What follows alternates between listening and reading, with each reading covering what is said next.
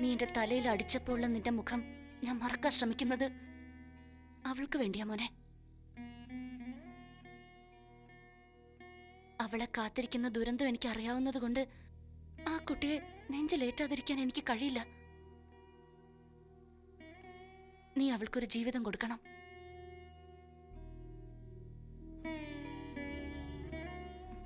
നിനക്കറിയോ എന്റെ ഭർത്താവ് നിന്റെ ചെറിയച്ഛനെ ആരാ കൊന്നെന്ന്? ബിസിനസിന്റെ പേരിലുണ്ടായ പകമൂലം ആ ഫിലിപ്പോസാ എന്റെ അനന്തേട്ടനെ ചതിച്ചു കൊന്നത്.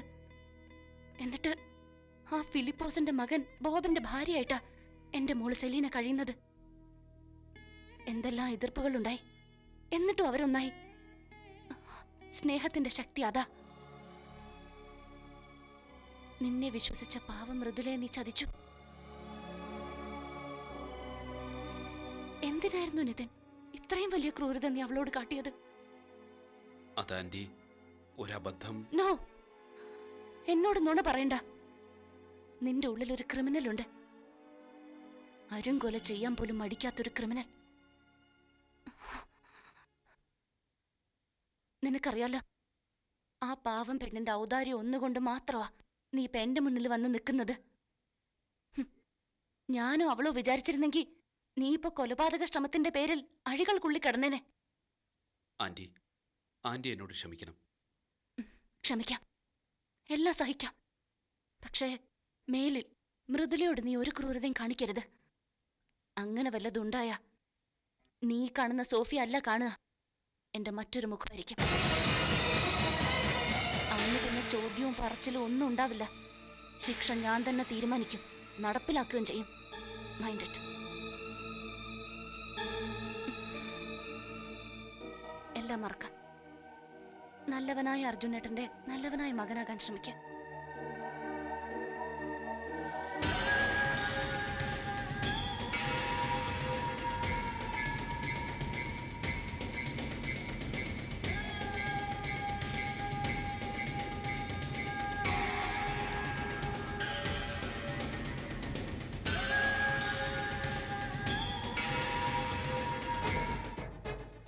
ഫിലിപ്പോസിന്റെ കാര്യത്തിൽ എന്തോ ഒരു ദുരൂഹതയുണ്ട്. മാനസികമായി ഇങ്ങനെ ഇടയ്ക്കിടയ്ക്ക് താളം തെറ്റുന്ന ഒരാൾക്ക് ഒരിക്കലും ഇത്ര സമർത്ഥമായി പോലീസിന്റെ കണ്ണിൽ നിന്നും മറിഞ്ഞിരിക്കാൻ സാധ്യമല്ല. പോലീസിനെ വെട്ടിക്കാൻ പോലീസിനെ വെല്ലുന്ന ബുദ്ധി വേണം. ഒരു മാനസിക രോഗിക്ക് ഒരിക്കലും അത്തരം ബുദ്ധി ഉണ്ടാവത്തില്ല. അത് ശരിയാണല്ലോ സാർ, ഞാൻ ആ വഴിക്ക് ചിന്തിച്ചിരുന്നില്ല. Yeah, but right now we have to think about it.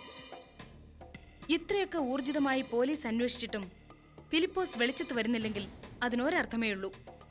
ഫിലിപ്പോസിനെ ആരോ സമർത്ഥമായി ഒളിപ്പിച്ചിരിക്കുന്നു. ചിലപ്പോ ഫിലിപ്പോസ് തടവ് ചാടിയതായിരിക്കാനും സാധ്യതയില്ല. അയാളുടെ മിത്രങ്ങളോ ശത്രുക്കളോ കടത്തിക്കൊണ്ടുപോയതായിക്കൂടെ? അങ്ങനെയാണെങ്കിൽ അതിനു പിന്നിൽ ത്രേസ്യാമ്മച്ചിയുടെ അനാഥമായി കിടക്കുന്ന സ്വത്തുക്കളും അതിന്റെ പ്രമാണങ്ങളുമായിരിക്കാം. ആ പ്രമാണങ്ങൾ ഫിലിപ്പോസ് എവിടെയോ ഒളിപ്പിച്ചു വെച്ചിട്ടുണ്ടെന്ന ഒടുവിൽ എനിക്ക് കിട്ടിയ വിവരം. അങ്ങനെയാണെങ്കിൽ കേസിന്റെ ഗതിയാകെ മാറുമല്ലോ സാർ. ഷുവർ, ഫിലിപ്പോസ് മാപ്പുസാക്ഷിയാക്കപ്പെടാം. അതല്ലെങ്കിൽ നിരുപാധികം മാനസിക രോഗി എന്ന പരിഗണനയിൽ ചികിത്സയ്ക്കായി വീട്ടുകാർക്ക് തന്നെ വിട്ടുകൊടുക്കാം. Anything can happen. എന്തായാലും ഇനി നമ്മുടെ അന്വേഷണം ഫിലിപ്പോസിന്റെ ശത്രുക്കളെയും മിത്രങ്ങളെയും ചുറ്റിപ്പറ്റിയായിരിക്കണം. അയാൾ ഈ നാട്ടിൽ തന്നെ എവിടെയോ ഉണ്ട്. അങ്ങനെ എന്റെ മനസ്സ് പറയുന്നു.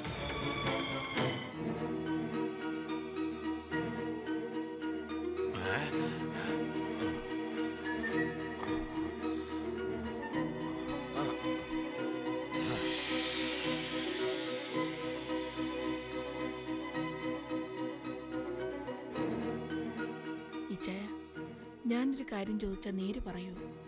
ഞാൻ കള്ളം പറയത്തില്ലടി എന്നാമ്മേ. ഷോ, ഇത് പിന്നെയും പിന്നെയും കറങ്ങി ഒരിടത്ത് തന്നെ വരുവാന്നല്ലോ. ഇതെന്നാ വിവരക്കേടാ? 12ലേക്ക് തന്നെ കറങ്ങി വരാനാണെങ്കിൽ അവിടെ എത്തുമ്പോ അങ്ങ് നിന്നാ പോരായോ? ദേ പിന്നെയും കറങ്ങുന്നു മണ്ട സൂചി. ഇച്ചയനതിങ്ങോട്ട് തന്നെ. വേണ്ട വേണ്ട, ഞാൻ സൂക്ഷിച്ചോളാം. മണ്ടനാ, ചിലപ്പോ നിന്നെ ഉപദ്രവിക്കും. ഇച്ചയ, ത്രേസ്യ ചേട്ടത്തിയുടെ പ്രമാണങ്ങളൊക്കെ എവിടെയാ? ഏതാ? ഏത് ത്രേസ്യ ചേട്ടത്തിയാ? അത് ഓർമ്മയില്ലേ? കൊച്ചു ത്രേസ്യ. അതാരാ? നിന്റെ അമ്മച്ചിയാന്നോ? അത് അനാഥാലയത്തിലുണ്ടായിരുന്ന ഓർമ്മയില്ലേ? സായിപ്പ് കുറെ സ്വത്തുക്കൾ കൊടുത്തിട്ട് പോയ അമ്മച്ചി. അവർക്ക് സായിപ്പ് കൊടുത്ത സ്വത്തുക്കളുടെ പ്രമാണങ്ങൾ എന്തിയെന്നാ ചോദിച്ചേ. എനിക്കറിയാൻ മേല. പ്രമാണങ്ങൾ എത്ര തന്നാലും ഞാനത് സൂക്ഷിച്ചോളാം. ഒരുത്തനും കൊടുക്കുകയല്ല. ചാവുമ്പോ എനിക്കതങ്ങ് കൊണ്ടുപോകാനുള്ളതാ. ഇച്ചായൻ എവിടെയാ പ്രമാണങ്ങളൊക്കെ സൂക്ഷിച്ചു വെച്ചേക്കുന്നത്?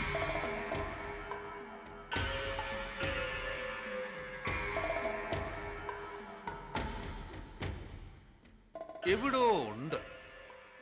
ഓർമ്മയില്ലേ? ഇല്ല, പക്ഷേ എല്ലാം ഞാൻ സൂക്ഷിച്ചു വെച്ചിട്ടുണ്ട്. എനിക്ക് ഓർമ്മയില്ലാത്തോണ്ട് അതൊന്നും കള്ളന് കൊണ്ടുപോകാനൊക്കത്തില്ല. ചാവാൻ നേരത്ത് ഓർമ്മിച്ചാ മതിയല്ലോ. അത് ഇനി ഒത്തിരി കാലമില്ലയോ?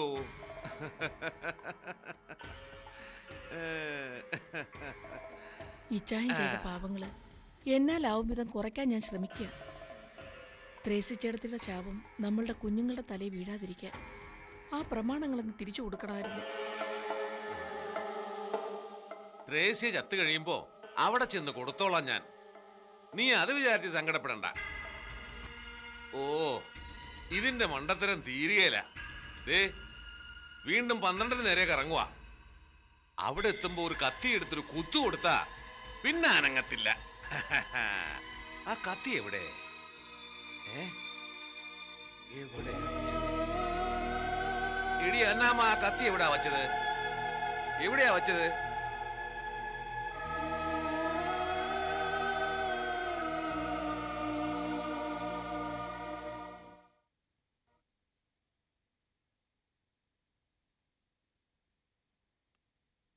ആ, ഈ വരുന്ന മേടം 14 ജോത്സ്യന് കല്യാണ മുഹൂർത്തം പറഞ്ഞിരിക്കുന്നത്. നല്ല ദിവസമാ.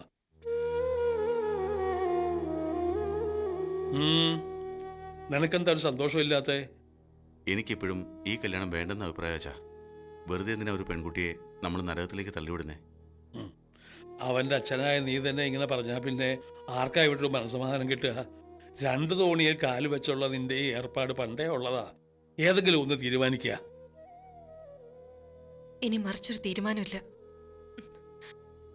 ഏട്ടൻ ദയവായിട്ട് ഓരോ അശുഭങ്ങൾ പറയണ്ട. ഇനി എന്റെ മോൾക്ക് നരകം വിധിച്ചിട്ടുണ്ടെങ്കിൽ അതങ്ങനെ. എന്തായാലും അച്ഛൻ പറഞ്ഞ മുഹൂർത്തത്തിൽ കല്യാണം നടക്കണം. ശരി, നീയും അച്ഛനും കൂടി തീരുമാനിച്ചോ. എനിക്കൊരു വിരോധമില്ല. പക്ഷേ എനിക്കിതിൽ പങ്കുണ്ടായിരുന്നുവെന്ന് ഇനി ഒരിക്കൽ പറയരുത്. മോനെ, ഒരവസരം കൂടി നമുക്ക് അവന് കൊടുക്കാം. തള്ളിക്കളയുന്നതിന് മുമ്പ് അത് ചെയ്തില്ലെങ്കിൽ ഒരു കുറ്റബോധം മനസ്സിലങ്ങനെ കിടക്കും. അത് വേണ്ട. ഒരു പരീക്ഷണം എന്ന് കരുതിയാൽ മതി. നീ മീതുമോളുടെ ജീവിതം കൊണ്ട് അവൻ്റെ സ്വഭാവം നന്നാക്കാൻ വേണ്ടി ഒരു പരീക്ഷണം നടന്നു വെച്ചാ. ഈയിടെയായി ശുഭാപ്തി വിശ്വാസം തീരെയില്ലാത്ത മറ്റില്ല നിന്റെ സംസാരവും പെരുമാറ്റവും ഒക്കെ. എന്ത് ചെയ്യുമ്പോഴും നല്ലതിനാണെന്ന് വിചാരിച്ചൂടെ നിനക്ക്? അവൻ്റെ കാര്യത്തിൽ മാത്രം എനിക്കത് പറ്റുന്നില്ല അച്ഛാ. പറ്റണം മോനെ. വിശ്വാസവും ഒപ്പം പ്രാർത്ഥനയും ഉണ്ടെങ്കിൽ എല്ലാം ശരിയാവും. ഇനി മുതൽ നിതിൻ നല്ല കുട്ടിയായിരിക്കും എൻ്റെ മനസ്സ് പറയുന്നു. അവൻ്റെ കുഞ്ഞിൻ്റെ മുഖം കണ്ടു കഴിഞ്ഞാൽ മാറാതിരിക്കാൻ അവന് പറ്റുമോ?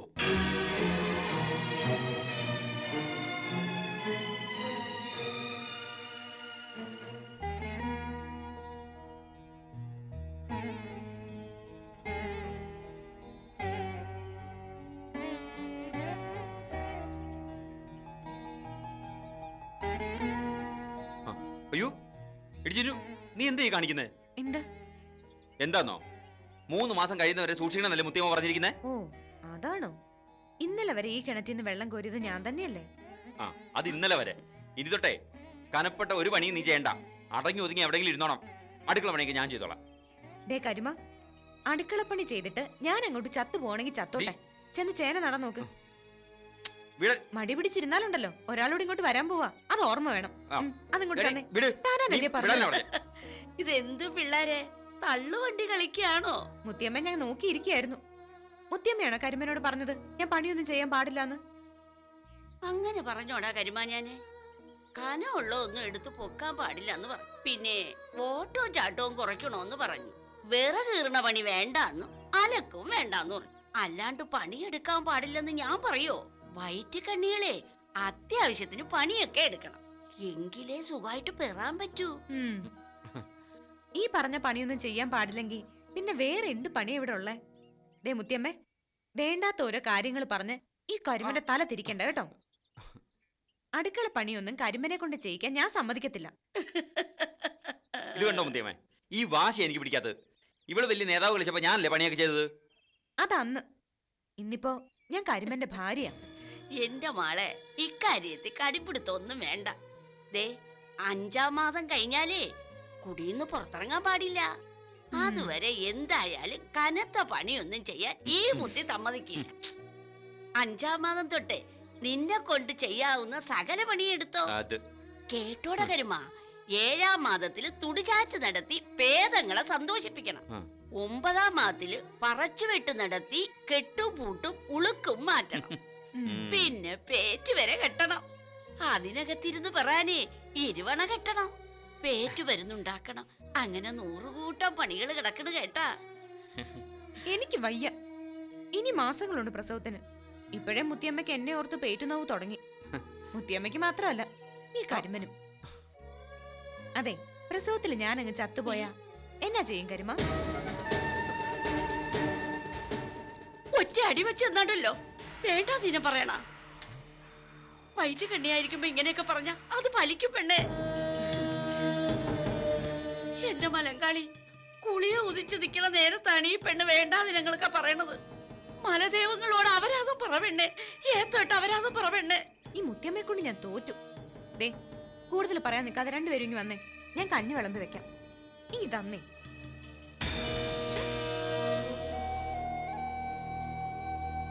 പെറ്റിട്ടില്ലെങ്കിലും അവൾ എന്റെ മാള. അവക്ക് എന്തെങ്കിലും പറ്റ ഈ മുത്തിയമ്മയ്ക്ക് താങ്ങാൻ പറ്റില്ല.